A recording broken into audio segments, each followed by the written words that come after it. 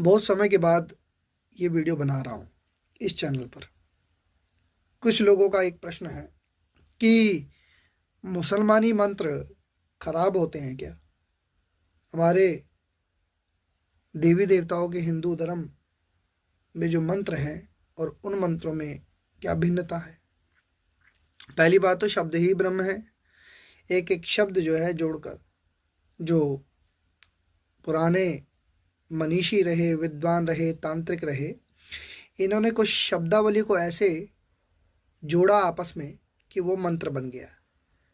अब सबसे ज़्यादा जो वैदिक मंत्र हैं, जो पौराणिक तांत्रिक मंत्र हैं, उनमें तो कुछ चेंज नहीं किया जा सकता। लेकिन जो साबरी मंत्र हैं, हमारे उत्तराखंड की परंपरा रही है कि हमारे यहाँ पर जो मंत्र हैं साबरी भाषा में, लोक भाषा भी होती है लेकिन साबरी जो शाबर मंत्र होते हैं उस प्रकार से हमारे यहाँ प्रयोग होता है पहाड़ी भाषा में, और ये बड़े ही शक्तिशाली मंत्र होते हैं। मुसलमानी जो कलाम होते हैं ये भी एक तरह से साबरोक्त मंत्र की ही कैटेगरी में आते हैं। अब उनके बोलने का लहजा अरबी हिसाब से अलग हो जाएगा, लेकिन जहाँ देखा जाए हिंदी में भी मुसलमानी मंत्र हैं, और उस मुसलमानी मंत्र के अंदर दुर्गा, काली, भैरव सबके नाम आते हैं। जिसने जिस प्रकार से उसकी संरचना की वो आगे बढ़ गया, तो उसमें आज भी हमारे गढ़वाल में मुसलमानी मंत्र साबरोक्त तरीके से जपे जाते हैं, भैरव जी के भी। अब कोई बोल दे कि कैसे, तो किताबों में तो आपको मंत्र मिलेगा नहीं। सावर का मतलब होता है श्रवण करके ही जो मिलता है गुरु से।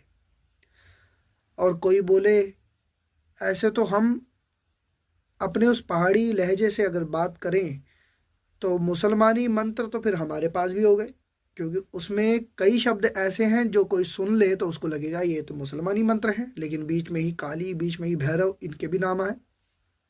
तो इसलिए कुछ चीज़ें सार्वजनिक नहीं की जाती और बताई जाती, जिसके कारण से क्या होता है, लोग उसमें दूसरा अपना विवाद लेके घूमते हैं। तो इसलिए बड़ी गुप्त विद्या है।